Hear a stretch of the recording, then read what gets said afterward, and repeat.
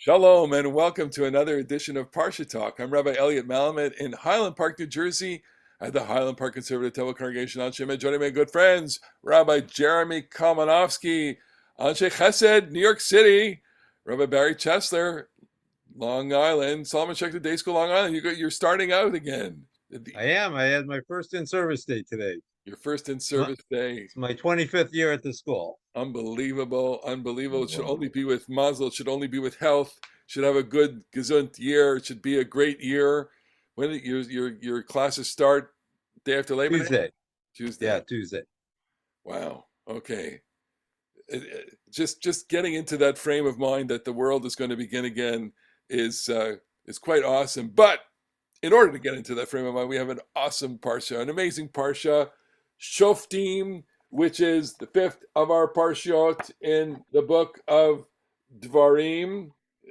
It is the sixth parsha, fifth parsha in Dvarim. 41 mitzvot in this parsha.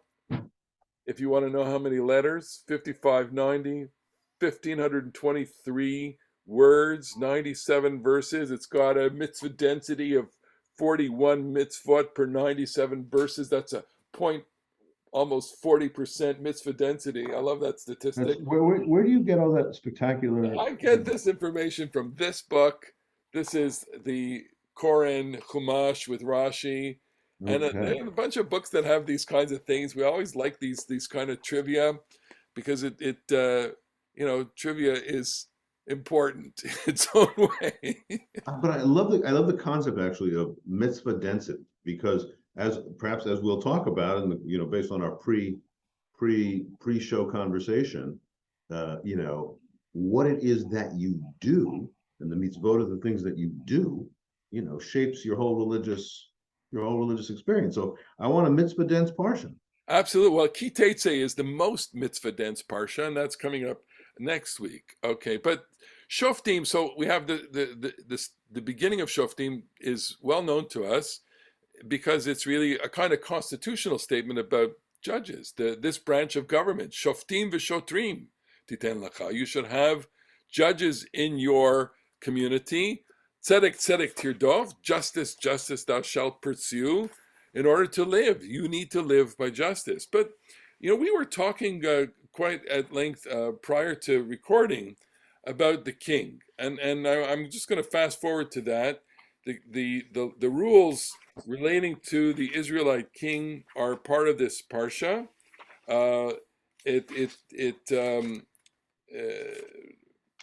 comes up in 1715. 1715. Okay. That was 14. That was Louis the 14th. Louis the 14th is it.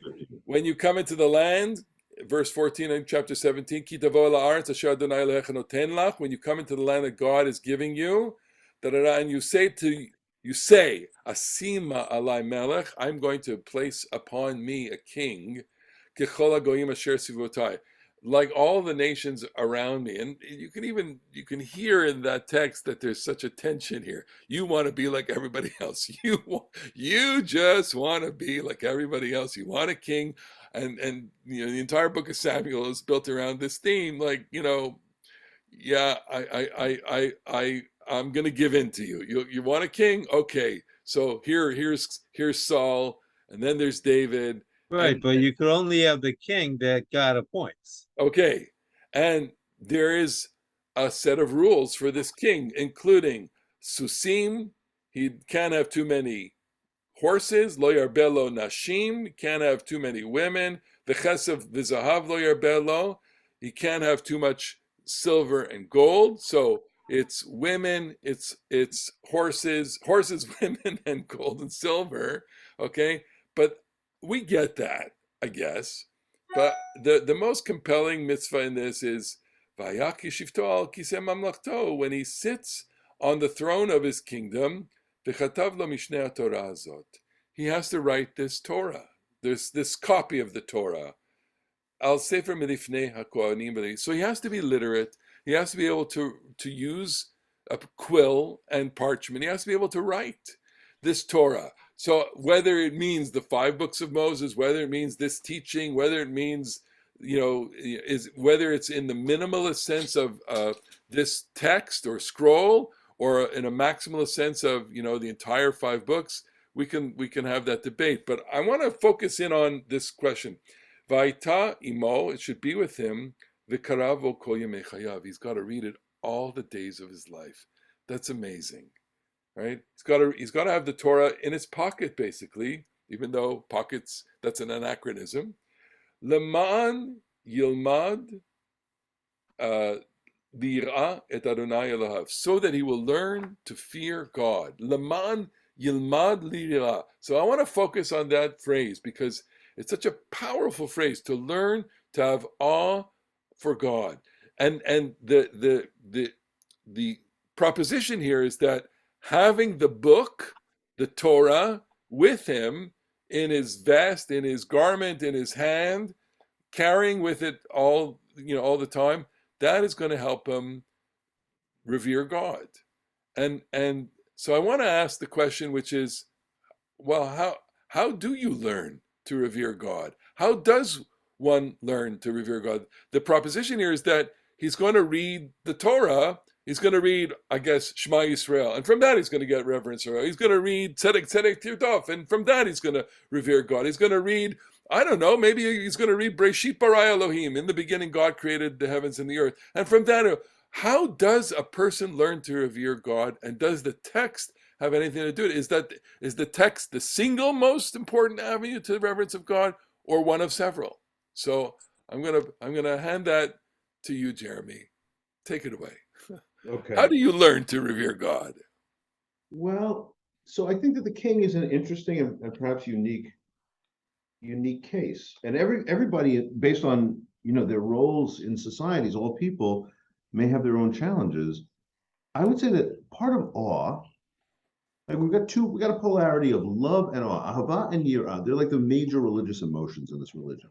Love, we talked about that a few weeks ago when we be'ahavta, that feeling of commitment and loyalty, and so there's a celebration kind of aspect. And awe is like, of course, probably in the whole mix, over the centuries, some of it has been fear of punishment. I better do what God says, otherwise, bad things will happen. But I think that awe, in the most elevated religious sense that I can think of it, is just a sense of my own relative smallness in the presence of something far surpassing. You might feel awe when you stand at the edge of the Grand Canyon, and there's a little bit of like actual fear. Oh my goodness, this thing is going to swallow me up. If I fell in there, I'd never be heard from again. Awe at the sense of the ocean, like anybody who's been swimming in the ocean and a big old wave picks you up and throws you around. You feel the power of the ocean much bigger than your own small self. And I think that you learn to have awe when you come in contact with something really, really surpassing. Now, the king, for the reasons that you kind of were suggesting, has got a particular Yetzer Hara, particular evil inclination or bad inclination that is likely to seduce that person into thinking, who the biggest and most important thing is? Me. I'm the biggest and most important thing. I'm the king. I'm in charge. Everything is oriented towards my power. And so the Torah, I think, is designed to remind the king, actually, there's something much, much bigger than you. There's much more important than you. And your role is actually devotion to what's really big. Your role is your leadership. Yes, you're the leader. And David HaMelech and Shaul HaMelech were excellent.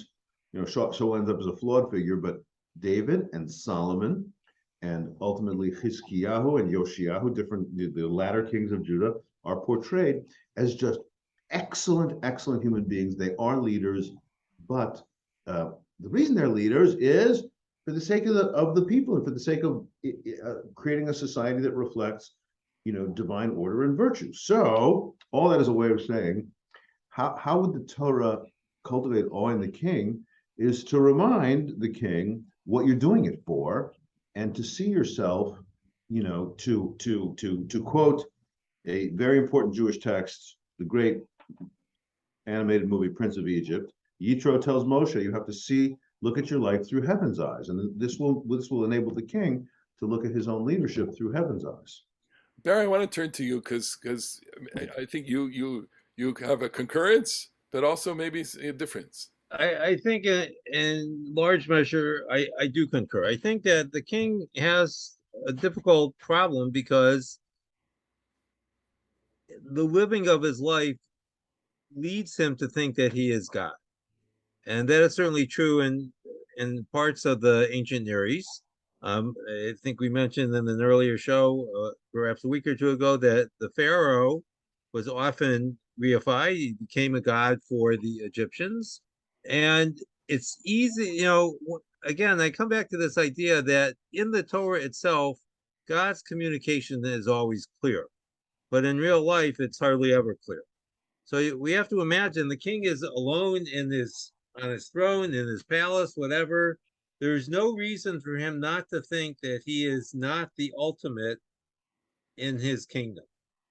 And that is incredibly dangerous from God's point of view. And depending on what we think the book that the king has by him is, will affect what we actually think will motivate the awe. But I think in general, it's this idea that the king is king because God chose him, not because he was so worthy himself. And Yeah, if I can just add about that, Barry, it's no chidush to say that the book of Melachim Bet does, celebrate Solomon and think Solomon did a lot. Solomon does marry a gazillion women. They lead him into idolatry. Solomon does have lots of money, so much money that the Queen of Sheba comes to see. It's like, I heard you had money. I couldn't even believe what you actually have. And he returns to Egypt to enhance his cavalry with all the horses.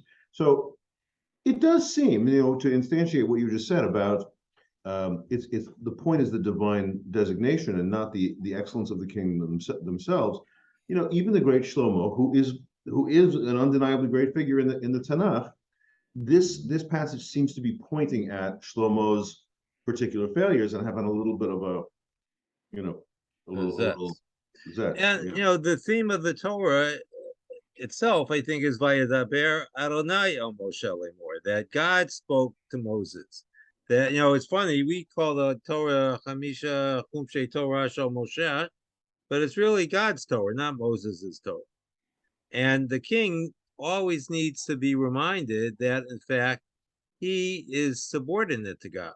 He is not an equal, and Chas v'Chalila, he is not greater than God. So it's very interesting. I mean, here the commandment to keep the sefer Torah, to keep, the writ next to you is very specific. I think I don't know what other cultures have this. I do recall in teaching this. There's an anecdote about Thurgood Marshall. He kept the Constitution in his pocket all the time. Right? He was not the only Supreme Court justice, but you wonder if the president ever did.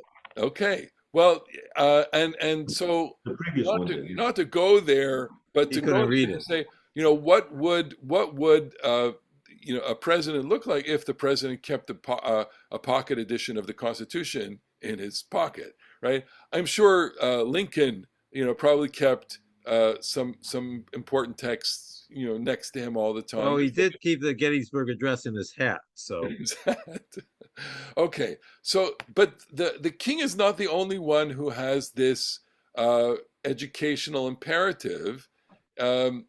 We read last week that when you bring the maaser, you bring your tithe, the maaser sheni, really to be consumed. The purpose of that is to learn to fear, to learn reverence. So it's really incumbent upon everyone to learn. And I guess my question really is a broad pedagogical question, which is, so here we are. We're three educators on some level. We all teach, in different capacities in different venues. How do you inculcate reverence? And is it through books? Is it through people? Is it through experience? Is it through something that we don't even know? And I mean, I'm going to turn to you, Barry, to start off with this, because you're in front of kids all the time.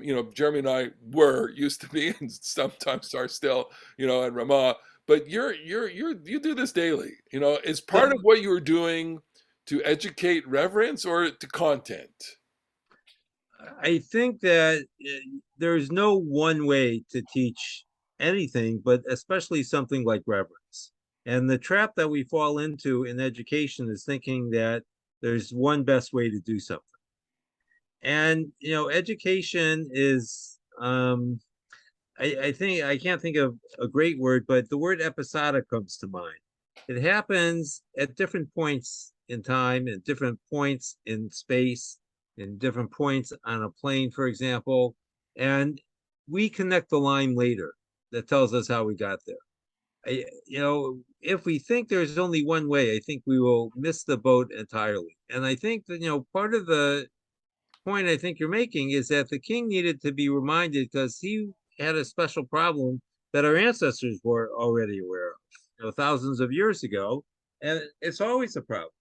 It's going to be a problem that comes through every generation. It's so interesting. He's got to keep the book next to him all the days of his life. He's got to learn and relearn this all the time, and because it's a struggle. It's a struggle, and it's also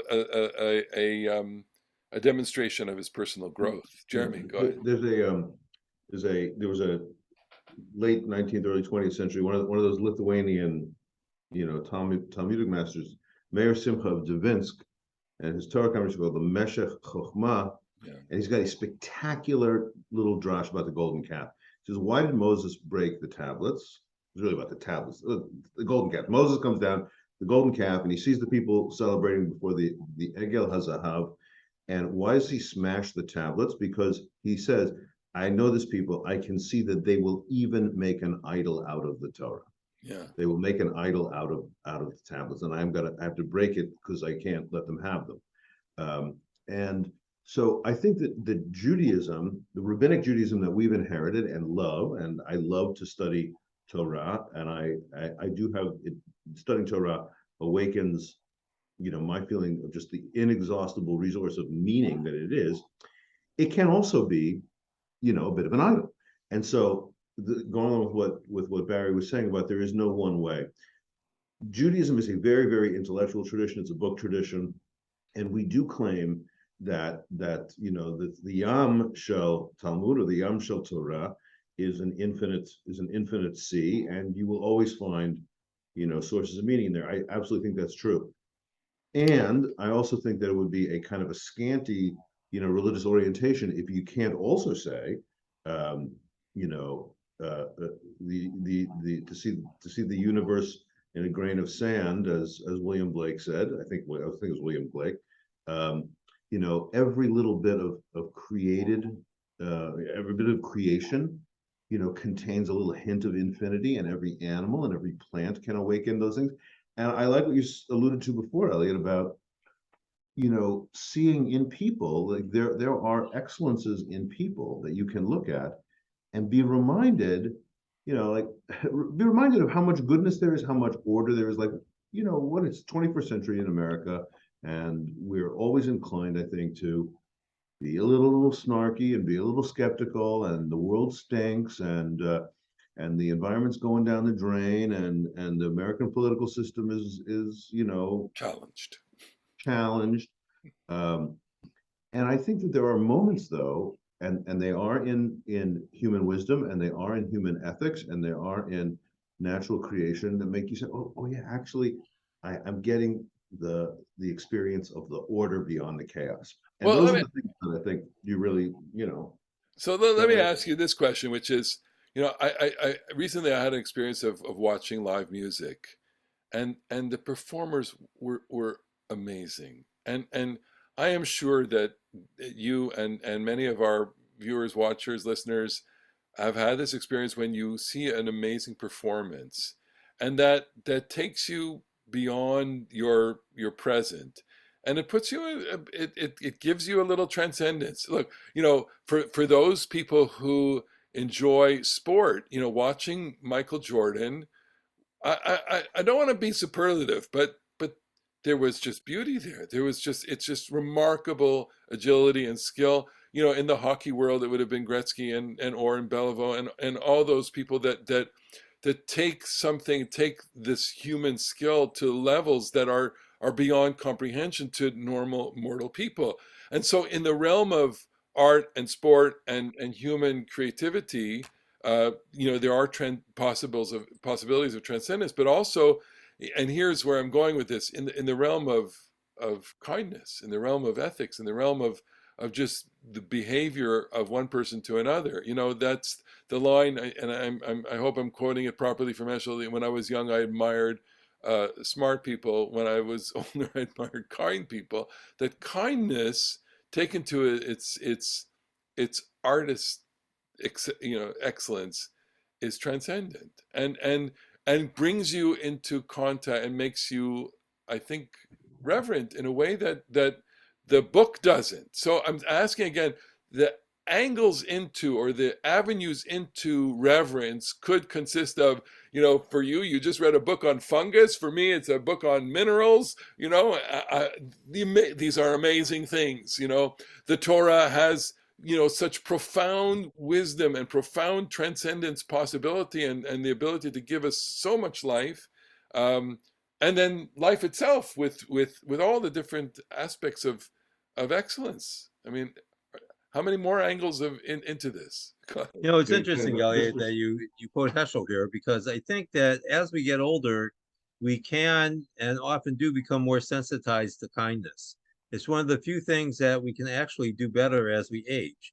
We all come to realize over time that our intellectual skills, no matter how proficient and profound, have definite limits. We're never going to know everything that we want to know, but we can be kind always. That's a choice that we can make, and it's not a product of our age. It's not a product of our experience. It's a product of our will.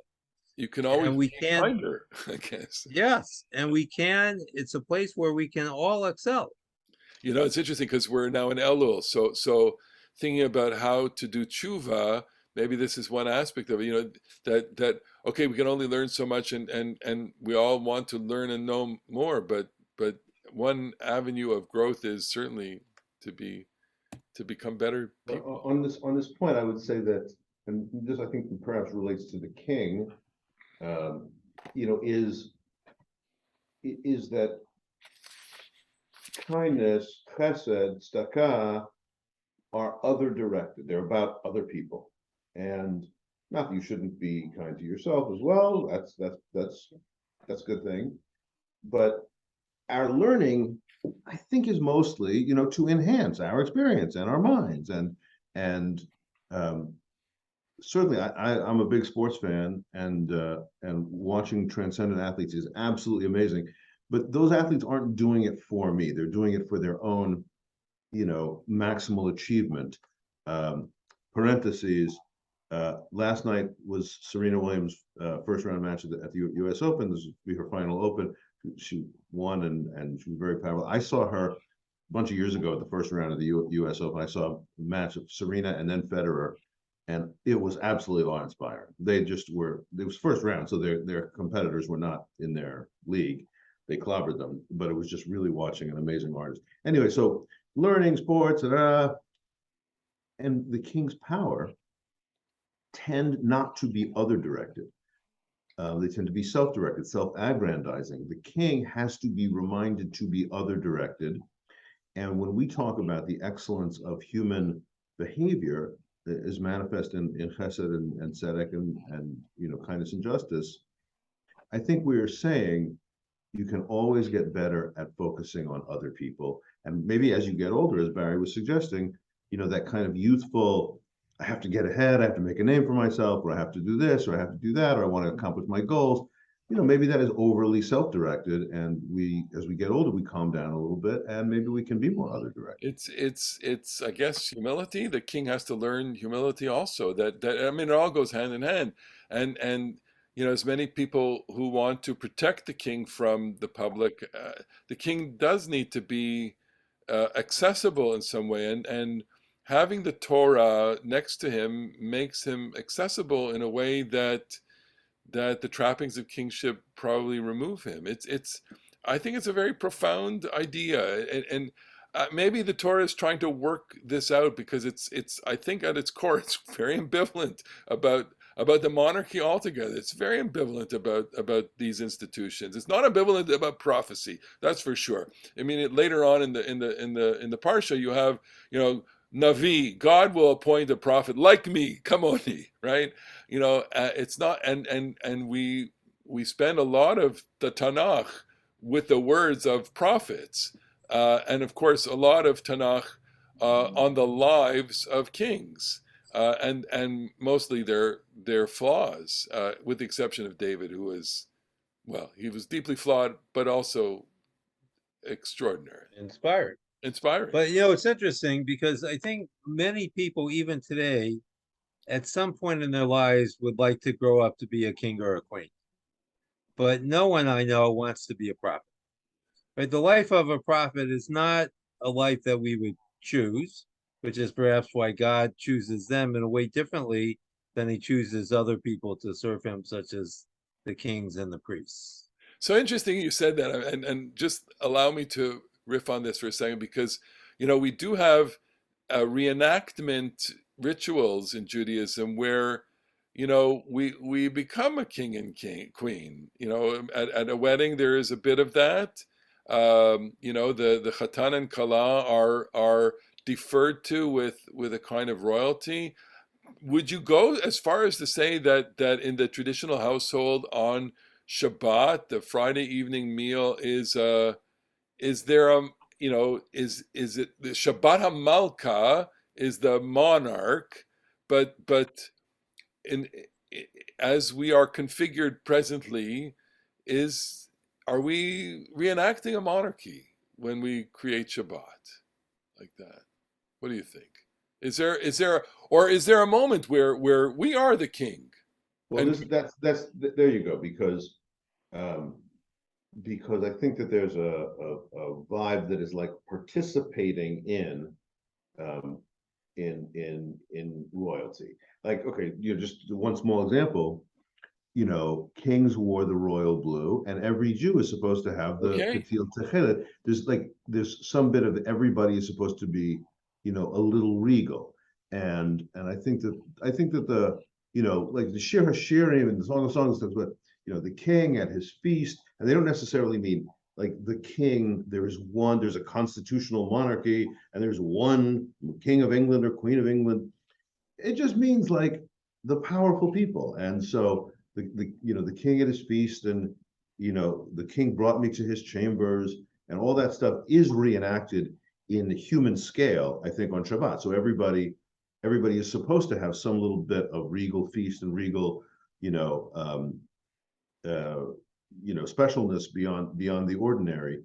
Um, but I think that's probably not the part of royalty that we're really dealing with in this parsha, which is, as you said, the historical books in the Bible, the Nevi'im Rishonim, Samuel and the Kings, they are deeply ambivalent about these leadership. They can be flawed, and they can be even worse than flawed. Like the kings of the northern kingdom, Israel, are portrayed in Melachim, Aleph and Bet as like really being the yeah. worst. They're just terrible. Um, and, Well, and yeah. I'm looking at the clock. Barry, you want to chime in on this one? But Yeah, I'm reminded, for Martin Buber, the failure of biblical Israel, meaning the people, was that they insisted on having a king. Because in Buber's reading of the Bible, the original idea and the great religious idea was that God was the king and he was the only one who was entitled to reign over the people. And king, bad things inevitably must happen.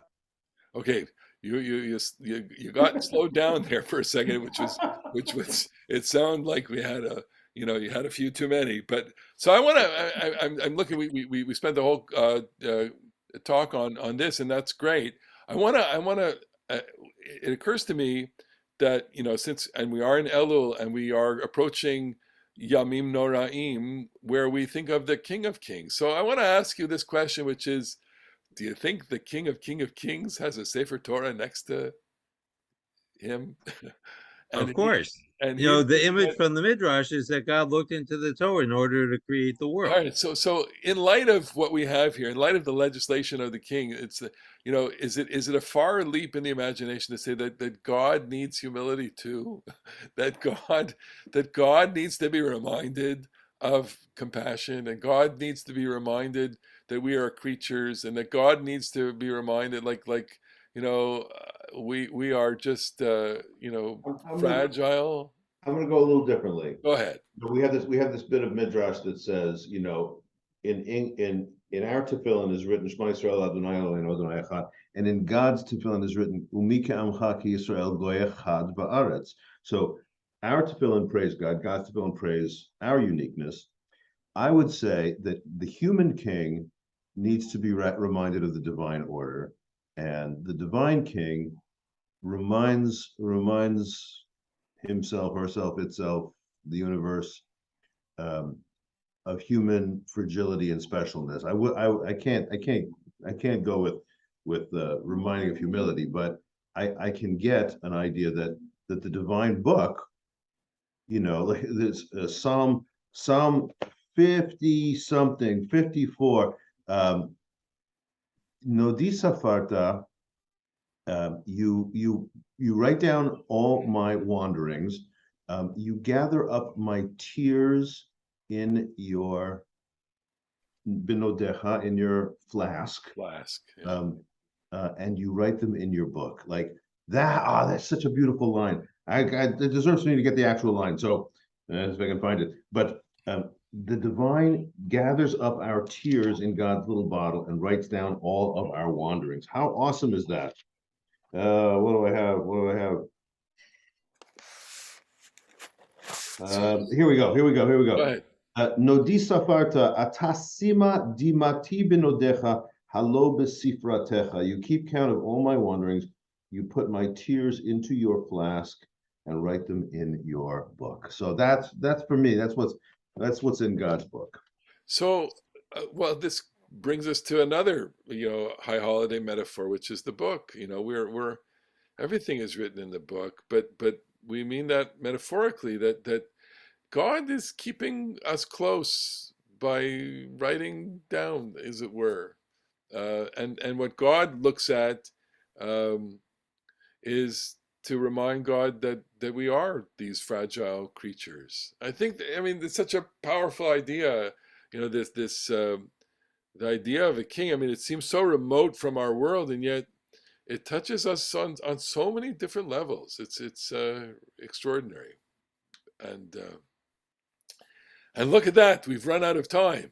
We've only done one issue. We didn't even get to nefesh tachat nefesh, and The Mashuach Milchama, the speech that the priest gives at the end of a battle is so fascinating. Edim Zomamim, we've got the framing witnesses. It's just so much in this part. who gets exempt from going to war? Mi ha'ish. I love that phrase, mi ha'ish. In this parsha, it's who is the person who just got engaged, who is the person who just built a house, who's the person that just planted a vineyard. But it's interesting how the psalm develops that phrase, mi ha'isha chafetz chaim. Who is the person that desires life? We all desire life, and as again turning to these days, You misread the verse. The verse is Mi Ha'ish HaChafetz Chaim. Who is the man? The Chafetz Chaim. He was the man. he was the man. And don't forget about the Egla Arufa. Oh my God! The beheaded calf. All our readers all our watchers, listeners, and fans will remember about the beheaded calf. It's about what happens when there's been wrongdoing and you just don't know where to assign the guilt. Right. So this provides a nice coda for the parsha. The parsha begins with Shoftim v'Shovrim, which is a kind of positive accountability. Whatever you do, you have to account for. That's why we have a system of justice. The end of the parsha with the Egla Arufah brings about where we have to be accountable for the things that we fail to do. We fail to protect a man who found himself murdered in the field, and even that is our responsibility. So we have this movement from positive responsibility to a kind of negative responsibility, all under the justice of the one God. Whoa, that was Profound. beautiful. And I could see how studying the Torah leads us to reverence, because studying an idea like that, I think, takes us into a different realm. And with that, we've completed our time together. We've taken you into a different realm through this, the joyful study of Torah. We want to thank you for joining us. Thank you for being with us, watching us, listening to us on Spotify or wherever you get your podcasts. We are really, really happy and honored and humbled that you have spent this time with us. And we look forward to seeing you again, hearing you, listening to you, or talking, listening to us on the next edition of Parasha Talk. So in the meantime, Shabbat Shalom. Shabbat Shalom. Shabbat Shalom.